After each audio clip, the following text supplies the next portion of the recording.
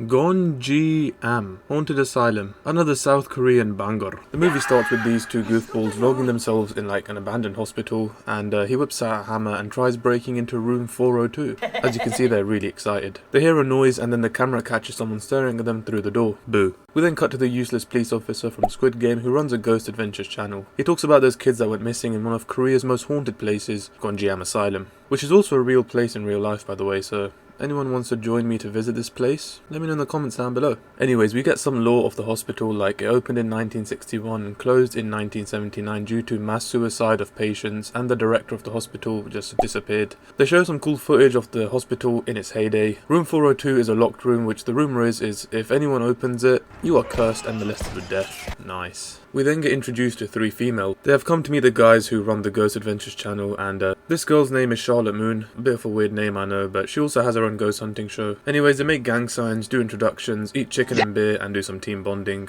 The key point to remember here is that the big boss really wants to hit 1 million views, okay, on his live stream from GONJIAM. He really wants 1 million views. Really badly. Then Broski hits the gayest pose I've ever seen, and we move on to D-Day. On the drive up to GONJIAM, the big boss tells everyone that the big climax of this stream is going to be opening the door to 402. Past some time they do some water sports or water jumping, I don't know. I can't lie, the POVs are pretty funny though. The sun's setting, they park up and they take their equipment into the forest and find a spot to set up camp. Two of them go inside to install CCTVs in GONJIAM, and Charlotte mocks the ghosts and they make ramyeon. They get booed and sued with their cameras and head towards GONJIAM. They find an underwear along the way. Jesus, those are some fat knickers. But they tie it to a tree, so it's kind of like a marker for them. As they approach GONJIAM, their equipment starts bugging out, but only the audience can tell. Before entering, they see a board saying "Enter and you will die." Guess what? They enter anyways. Also, Big Boss has stayed in the base camp to oversee everything and make sure his stream is running smoothly. Charlotte puts holy water in a bowl to try detecting ghost activity. Whilst chatting to the stream, a door closes by itself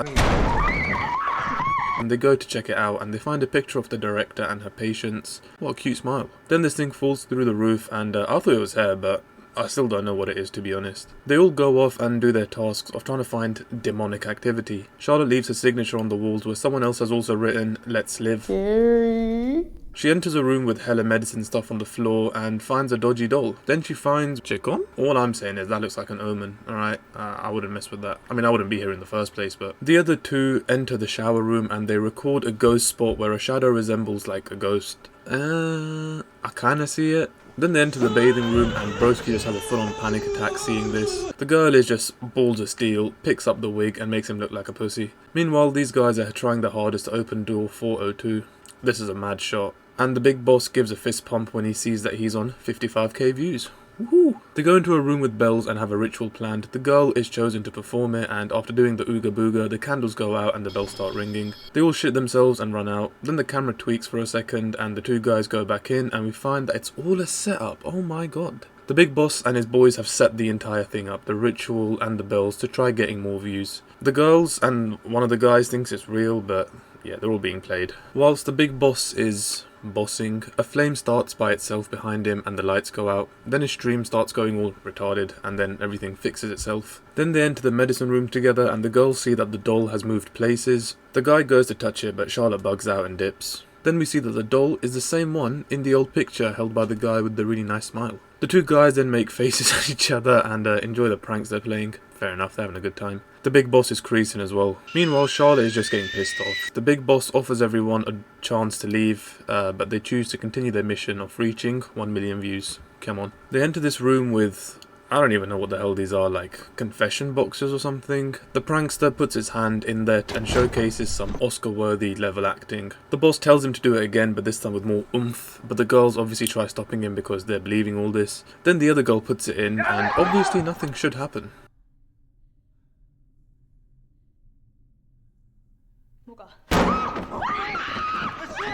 Oh, well that wasn't part of the plan. They yank her out and she's got scratches on her arm. Even the prankster's like, wait, what?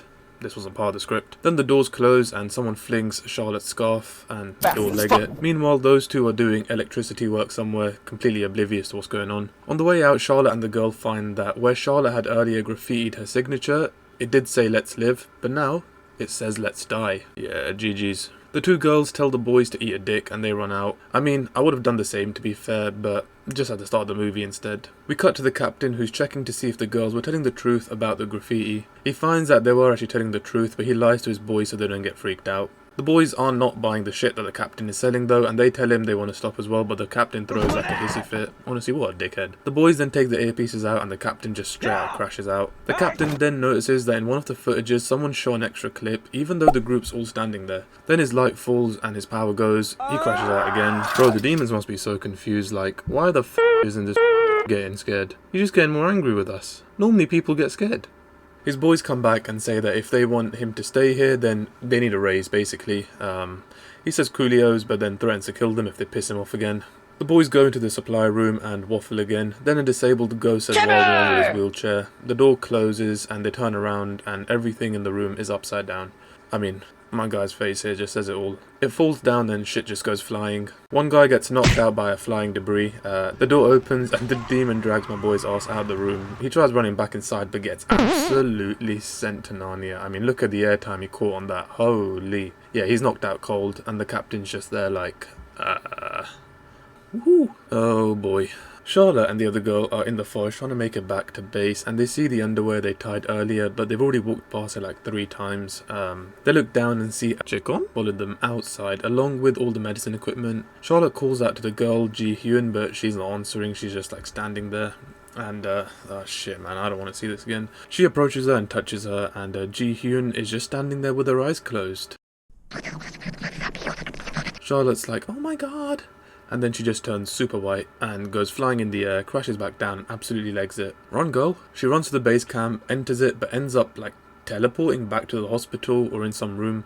She shines the light and sees Ji Hyun in the room as well, but she looks at her feet and the doll is in her feet. She looks up and yeah, there's like a naked dude looking at her. She tries going to the door, but the thing just sidesteps and follows her. What the f do you even do in this situation, bro? I think you just gotta charge at this thing. Catch this by surprise. Treat it like a Dark Souls boss, you know. Flipping 1v1 it, you know. Because what else can I do? I'm getting touched either way, as she's about to witness. The dude stretches and then this lady comes again and she tries even harder to open the door. She turns slowly and this thing just absolutely runs at her, grabs her and takes her away. Damn, yeah, I would have left a trail of shit if I was being dragged away like that, honestly. In case you didn't realise, this guy is actually the guy from the picture, the one who's holding the doll. That's why if you look at his face, he's got that beautiful smile I talked about, so yeah, pretty cool. This guy then wakes up and he rushes over to those two who have been completely oblivious and just trying to open room 402.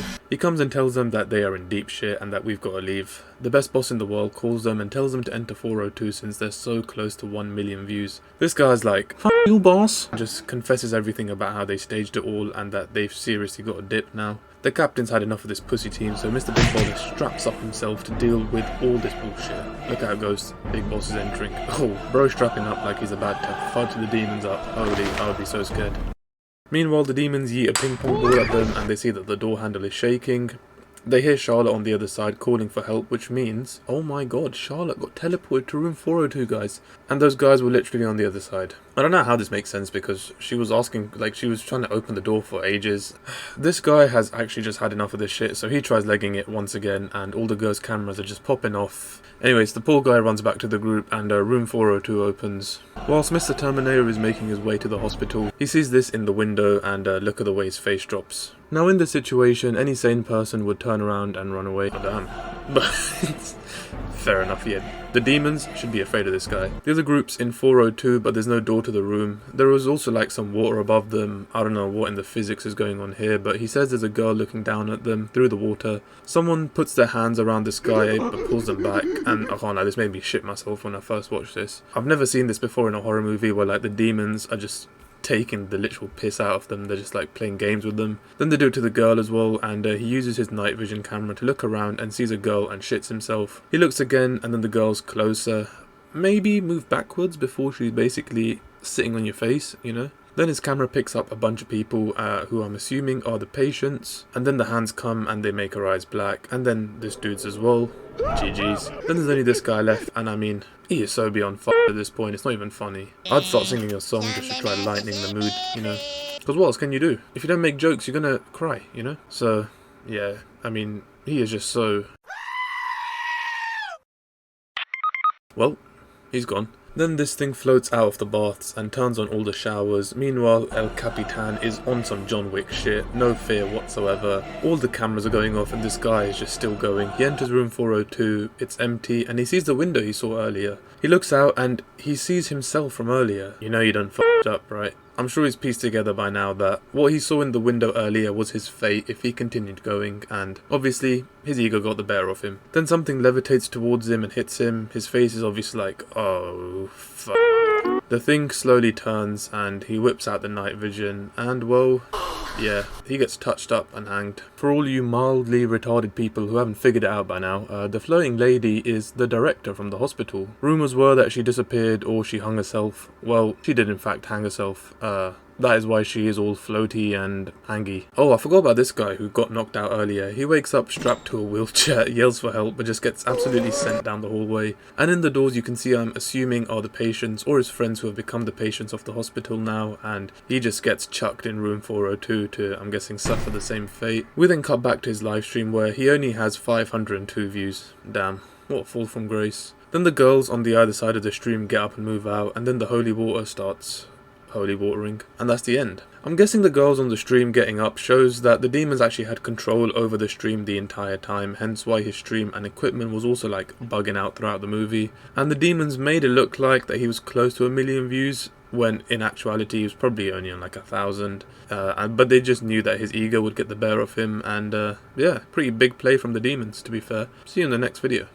Bye.